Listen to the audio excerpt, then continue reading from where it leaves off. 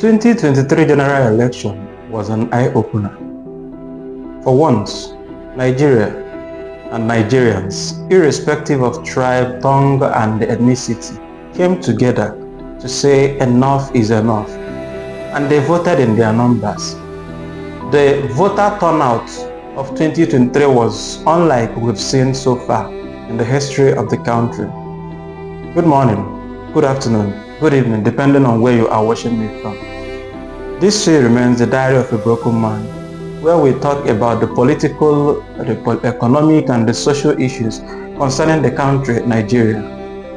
Remember to subscribe, to share, to like, and to engage in the comments. This is our issue. This concerns every of us. Let's discuss it in the comment section. Today we talk about the 2023 election, INEC'S performance, and the controversies. The 2023 general election in Nigeria were marked by significant attention to the performance of the Independent National Electoral Commission, INEC. INEC had introduced several technological innovations, particularly the bimodal voter accreditation system (BVAS) and the INEC result viewing portals (IREV), aimed at improving election integrity. Unfortunately, this was the problem itself. This later became the problem. Join me as we look at the problem itself. The performance. INEC was praised for holding the election on schedule despite a challenging environment. The use of BVAS was seen as a step towards ensuring the credibility of the election through biometric voter accreditation. Everybody was happy. In fact, the reason why many people trooped out during that election, so many people left their domicile countries back to Nigeria to help in this electoral process. Everybody was interested. Like I told you, the election saw the highest turnout so far in our political history as a nation, simply because the INEC chairman held Nigeria to the neck, telling everybody prior to the election, going to town hall meetings, telling everybody with the billions and millions spent on this, that the bimodal voter accreditation system and the INEC result viewing portal, the IREV, was the game changer. Everybody believed him. And so people had high hopes. People had the belief that this would be the game changer, and we were going to see the first free, fair, and credible election in Nigeria. Let me once again reassure Nigerians that there is no going back on the deployment of the bimodal voter accreditation system (BVAS) for voter accreditation. There is no going back on the transmission of results on the INEC result viewing portal in real time on election day. There will be no incident form that enables ineligible persons to vote using other people's permanent voters' cards during elections. But that was not the case. And unfortunately, till today, nobody has been punished for that malappropriation, that stupendous evil that befell the country, Nigeria, back in 2023. Now, the Commission's handling of electoral process was also marred by logistical issues, violence, and the voter suppression in so many regions of the country. The redeployment of INEC's former director of ICT, Shade Nwafo, who was reportedly unwilling to compromise the IREV, also raised eyebrows. Now, the Electoral Act 2022, BVAS, and the transparency. The Electoral Act 2022 introduced the use of BVAS, bimodal voter accreditation system, for voter accreditation and result transmission. While the technology showed, a significant amount of, promise, people were basking with joy. Something we've not seen before as a country, as a nation. So everybody was happy, myself included. I was so happy. The way I campaigned during that, before the election, and during the way I campaigned for, we wanted good governance. Nigerians are very simple people. Anywhere you find Nigerians, we just want a good life. Nothing. We don't need you to give us heaven and earth. Just a simple good life, and we are okay. We don't need too much. I have not known Nigerians as greedy people who need too much. What we need is just the normal. Just give us basic amenities. Give us electricity, give us water. Let the roads be done. Transportation, just very simple basic amenities. That's all we need. And so far, Nigeria has lacked it, and Nigerians are losing patience. Unfortunately, that joy of 2023 was cut short by the malappropriation and the misinformation that came with that malappropriation. It's unfortunate. It's unfortunate. And nobody has addressed this issue since the end of that election. The worst election so far since the history of Nigeria. Even the election that toppled governments, even military regimes, nobody saw this kind of election before. It was filled with violence, the threat. It came with political and ethnic bigotry. It came with religious violence. It came with so many things. And unfortunately, we are reaping the fruit now. It's unfortunate. It's unfortunate. We are suffering it. Unfortunately, Nigerians, we know how to move on. If Nigerians eat 2 square meals or 3 square meals a day, and all of a sudden they can't even eat 2 again, they move on.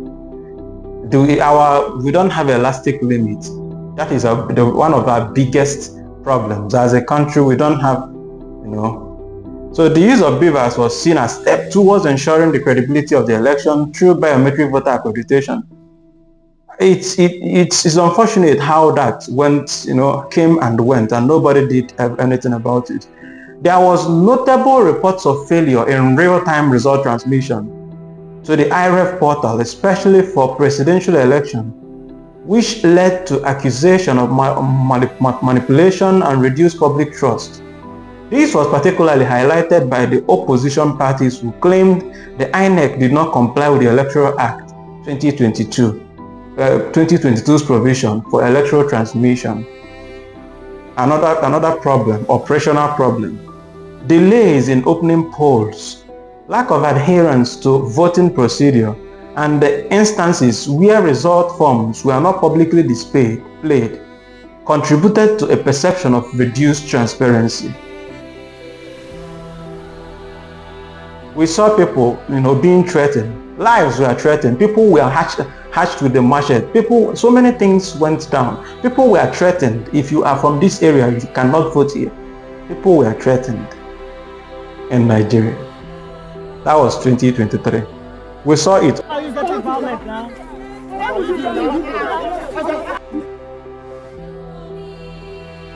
All happened. Now, legal and political backlash. Legal challenges emerged, including demands for the release of the beavers machine for forensic analysis, alongside public outcry and protests from various political factions, indicating widespread dissatisfaction with the electoral process. Public sentiment. Posts on various social media platforms, interviews by journalists and other platforms reflected a mixed optimism for the technological advancement and frustration over their execution, which calls for INEC to improve its processes. Electoral Act 2022. The beaver system.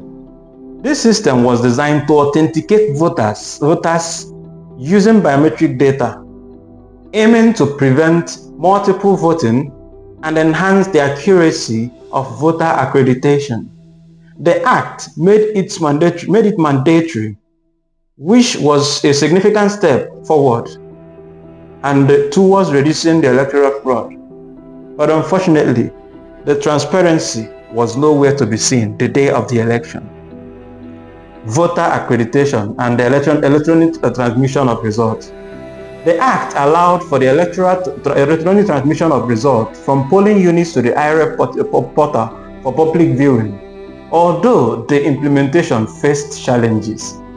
There were situations where people's pictures were posted on the IREF instead of polling unit, results, E33 or whatever, the paper. It was painful. You open the portal and you are seeing different things. That is not the results. Voter accreditation data. There were recommendations for INEC to transmit and publish voter accreditation data alongside results, which was not fully realized during the electoral process 2023. The legal framework.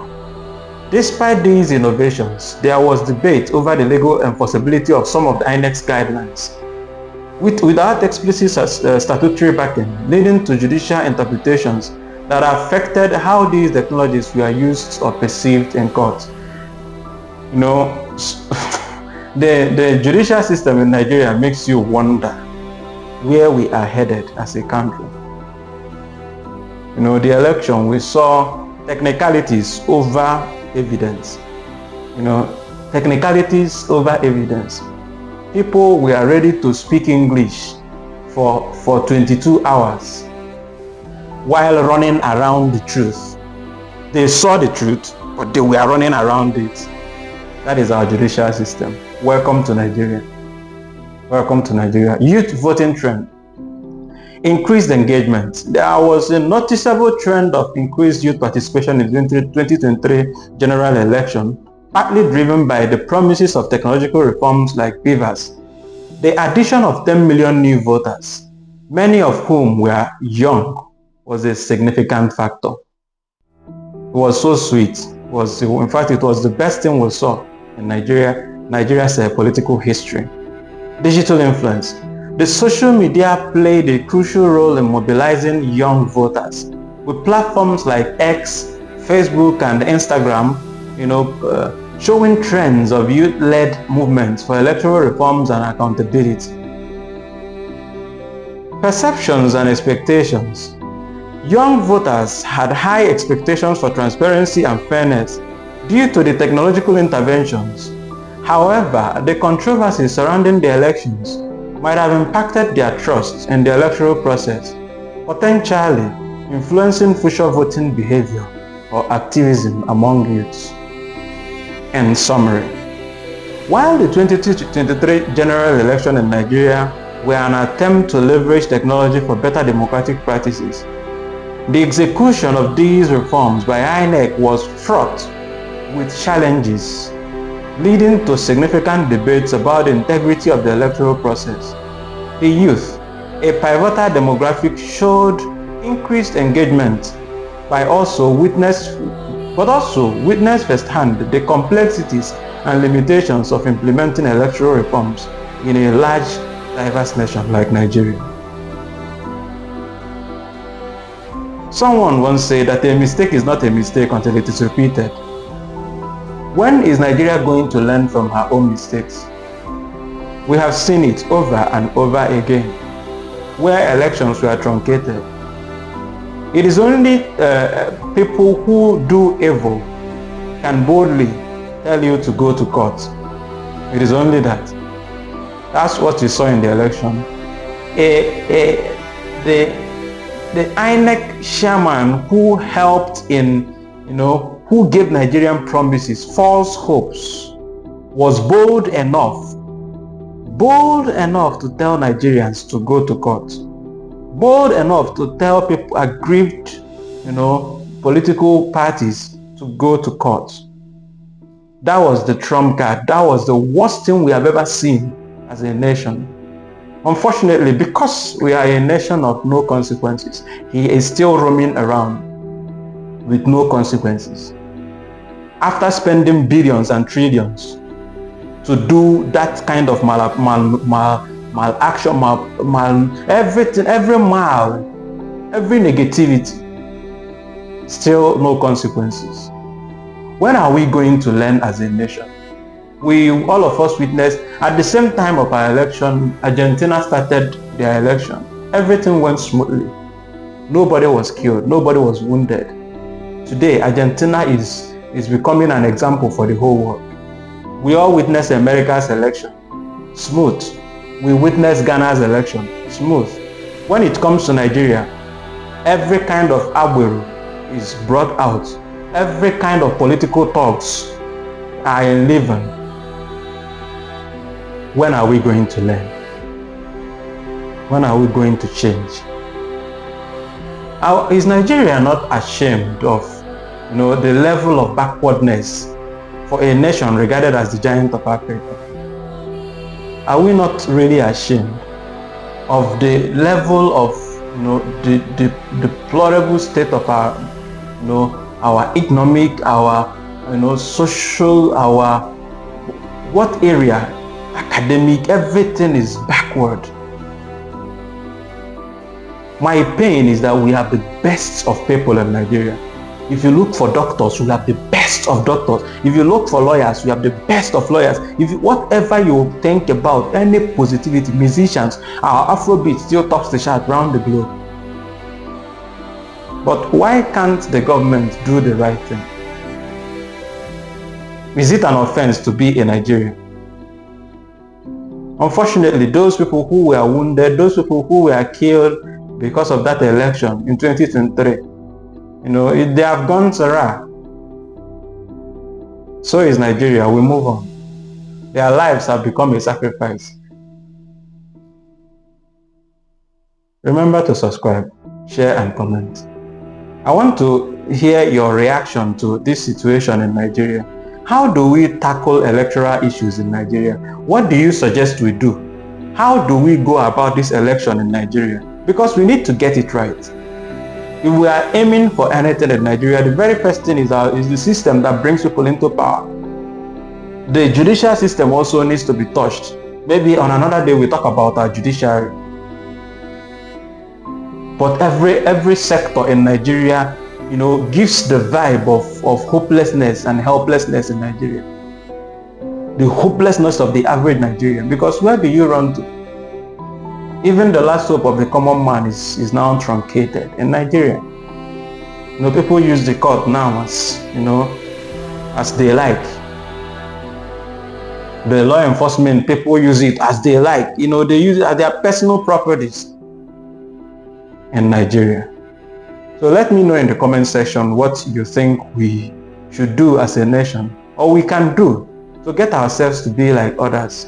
It is due. Nigeria is, by October we turn 65 as a nation, and we are still grappling with the basic issues like election. See you in the next one. Cheers.